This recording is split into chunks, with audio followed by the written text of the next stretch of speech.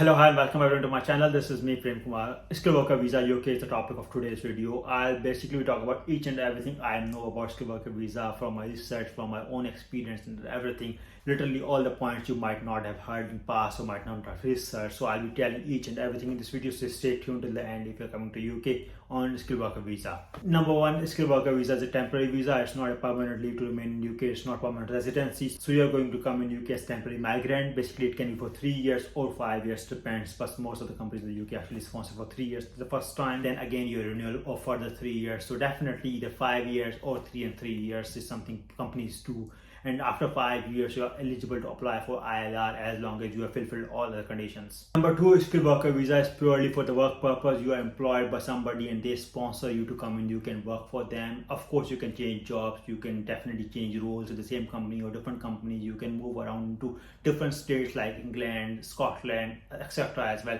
But at all times you must be doing a job with an approved employer, and if you change the job, make sure to apply for visa update as well. So definitely at all times do your primary job, and at the same time allowed to do some supplementary job. I made another video in detail what sort of jobs you can do and what's the restriction. There's some restrictions, some very important restrictions actually, so make sure to watch the video. I'll put the link in the description of this video. So yes, you are brought into UK to do your exact primary job, but you're allowed to do some certain jobs as second employment, as supplementary employment. Number third, in terms of skilled worker visa process or coming into UK, there are some sort of requirements. For example, you need an offer letter, you need a contract from employer, COS from employer, and then your TB certificate if you're from some of the countries where TB is still relevant, and then you need to provide your English ability, for example, IELTS certificate. There's some sort of requirements, and you'll find all the requirements in other video I made on skilled worker visa documents and each and everything. You can check there.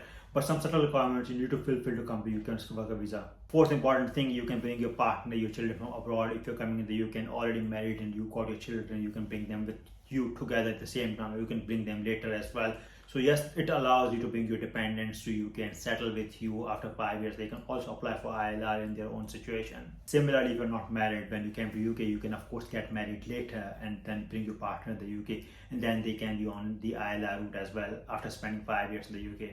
Number four, about children, very important. As I mentioned earlier, if you came to the UK at the same time with your partner and your children and came to UK together, it's fine.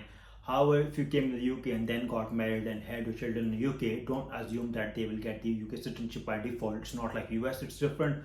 So what happens is your children get the citizenship in UK once one of the parents got the ILR or British citizenship, and then the children can actually apply for the citizenship. However, at the same time, if you got your ILR or British citizenship in the UK and had your children later, then they are automatically able to apply for British citizenship without any delay. Fifth important thing, based on the UK skilled worker visa, you're actually able to travel to many countries without any other visa required. For example, there are a lot of countries, there's a list available on Google where you can visit with your PRP and now e-visa, and you don't need to get the visa. For example, considering me, I'm from Pakistan, I need visa for most of the countries based on my passport. However, based on my passport and UK visa, I'm able to travel to many countries. Like there's a list of countries I can travel without requiring the visa or visa on arrival. Number six, about cost of visa, it's quite high. Of course, at the same time, if you want to apply for priority, which is like 5 working days, you can get a decision in those 5 with 500 extra pounds.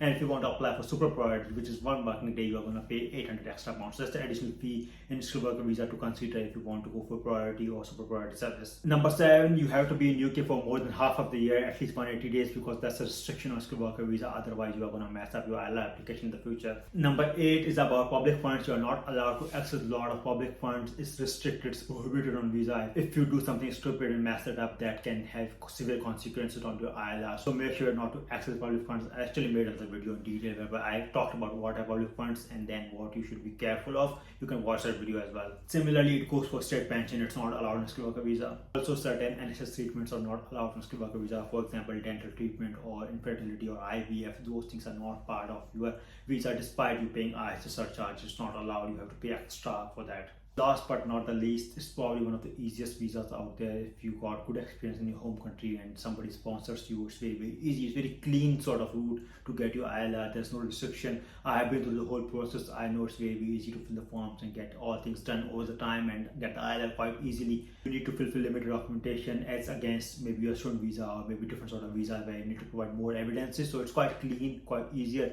and most desired for visa actually. If somebody's coming to UK, somebody wants to come to UK. Hopefully this gives you a bit more flavor about skilled worker visa. Thank you so much for watching.